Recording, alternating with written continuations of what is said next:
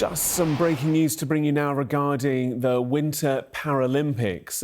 Ukraine says that its team will not participate at the Milano Cortina Paralympics. That's following the signal that Russian athletes will be allowed to participate. This is the Reuters news agency quoting the Ukrainian sports minister, Bedini, saying that Ukraine officials will not attend the Milano Cortina Paralympics over the participation of Russian athletes. I believe that 6 Russian athletes will participate in the Winter Paralympics.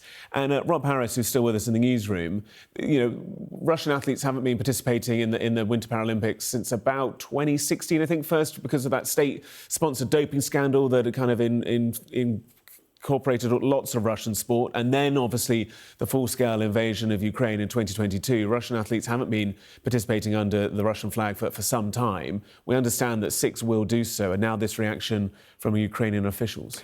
Yes, Russia hasn't been allowed to compete under their own flag at the Olympics or Paralympics since 2014. First because of the state-orchestrated doping scheme, then because of the full-scale invasion of Ukraine launched in 2022. The International Paralympic Committee, very controversially in September to some, including the UK government, Paralympics GB, lifted that ban. It seemed like it might be too late for any Russians to be able to qualify, and yet last night we reported that the International Paralympic Committee had granted 6 wildcard places for Russians to be able to compete, not as neutrals as we've seen at some recent games, but under their own flag, marching out at the opening ceremony in Italy next month. But we have now heard from the Ukrainian sports minister, Matvey Bidny. He said, in response to the Paralympic organisers' outrageous decision to let Russians and Belarusians compete under their national flags, Ukrainian public officials will not attend the Paralympic Games.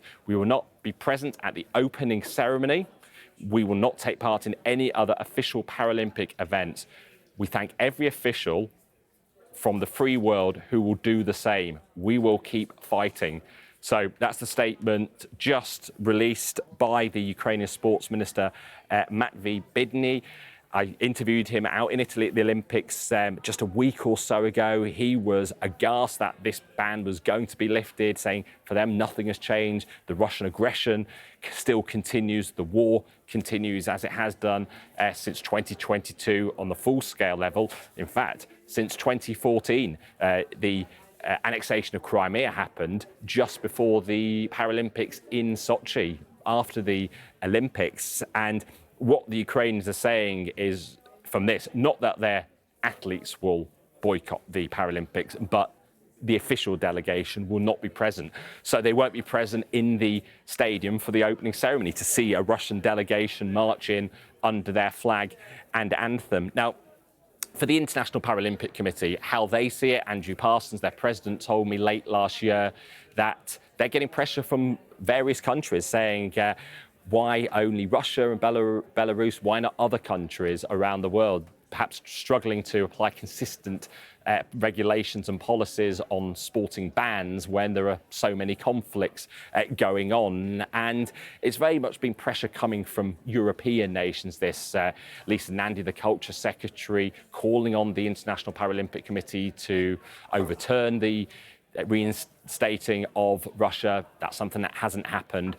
About 28 European governments have been part of this pressure, but we haven't seen anything like that number of governments around the world joining the likes of Britain and Germany in applying that pressure, which shows that perhaps there isn't that global consensus as there seemed to be in 2022 at the start of the full-scale invasion of Ukraine to keep Russia isolated from sport. And this is part of the wider picture, sporting sanctions attempting to be used to isolate Russia, to put pressure on them to end the war in the same way that financial sanctions are used to put the squeeze on the Russian economy.